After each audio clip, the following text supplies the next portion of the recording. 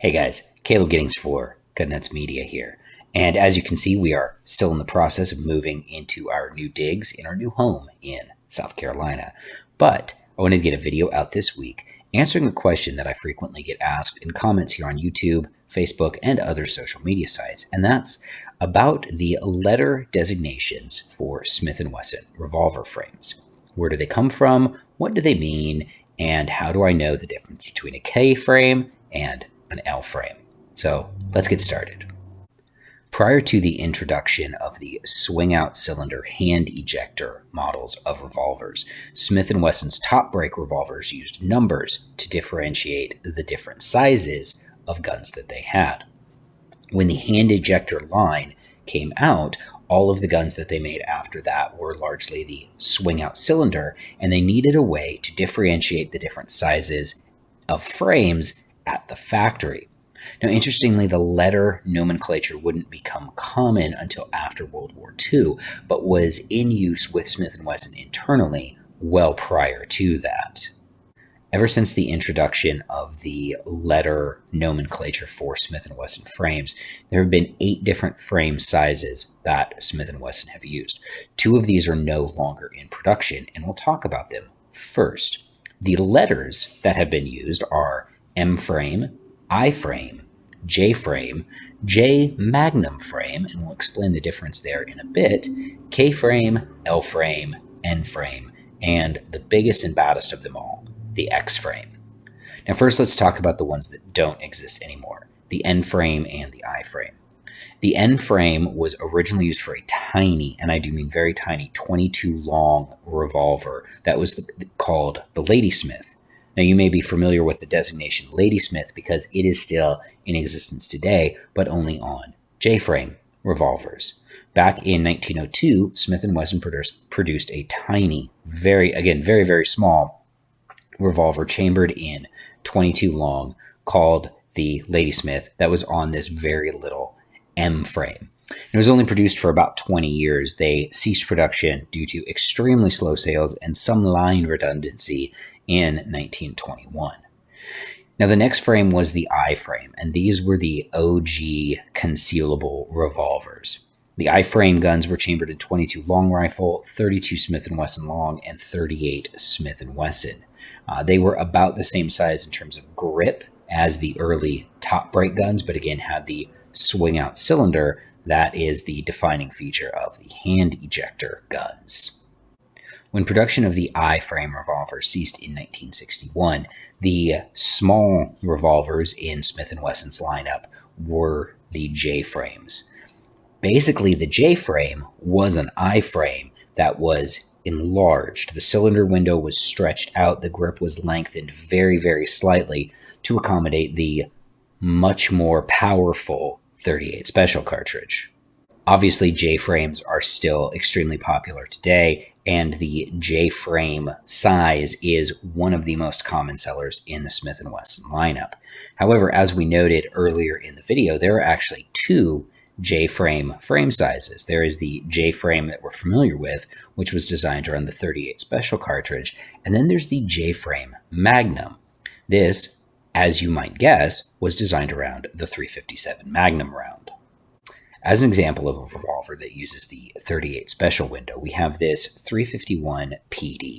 This is an airlight revolver. It's scandium framed, chambered for 22 Magnum, but uses the same frame window as the 38 special guns, as you can see by me placing this wad cutter round right here on it. This is the smallest frame window that Smith & Wesson currently manufactures.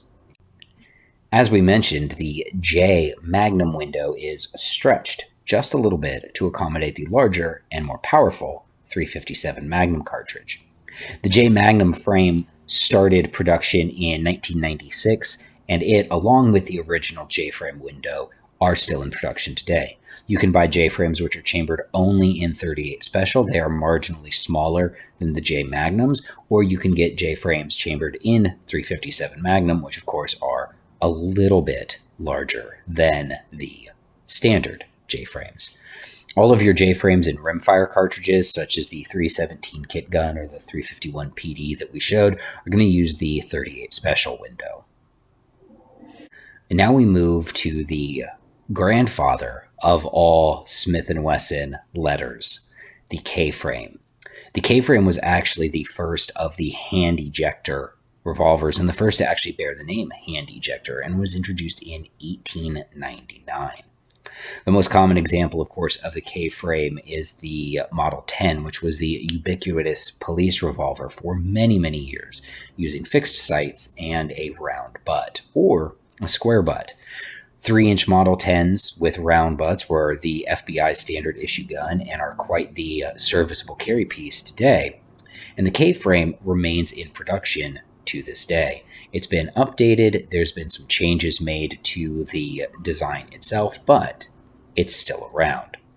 Now, what's interesting about the K-frame is that the K-frame led directly to the next frame up, which is the L-frame.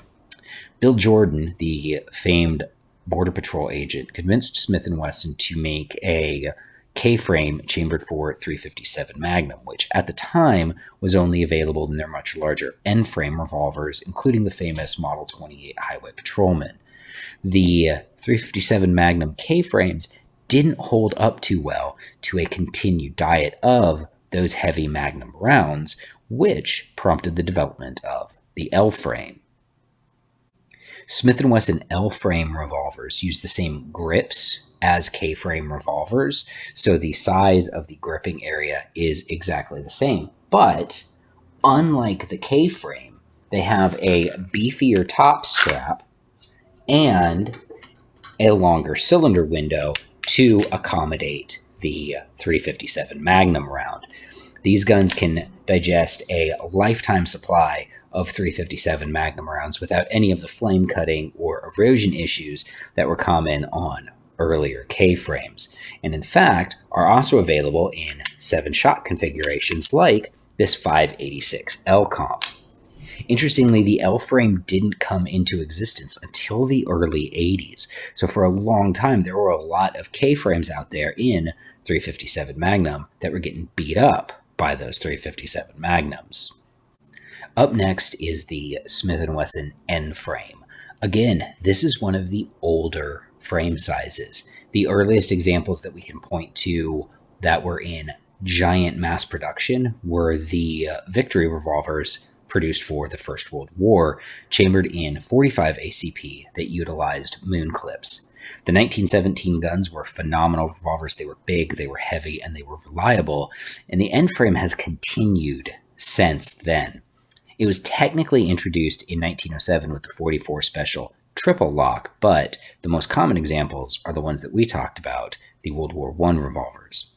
Throughout the years, production on the N-frame continued, and you could definitely say that the most famous N-frame was the one that rode around in Dirty Harry's holster, the Model 29.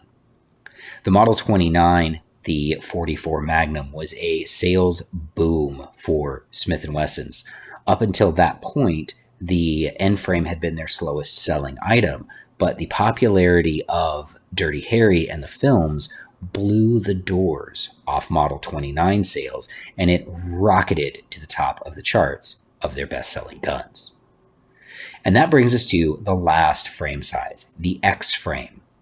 Introduced in 2003, the X-frame was Smith & Wesson's biggest, baddest revolver, and it was designed for, originally, the 500 Magnum, a proprietary cartridge that Smith & Wesson developed alongside this gun.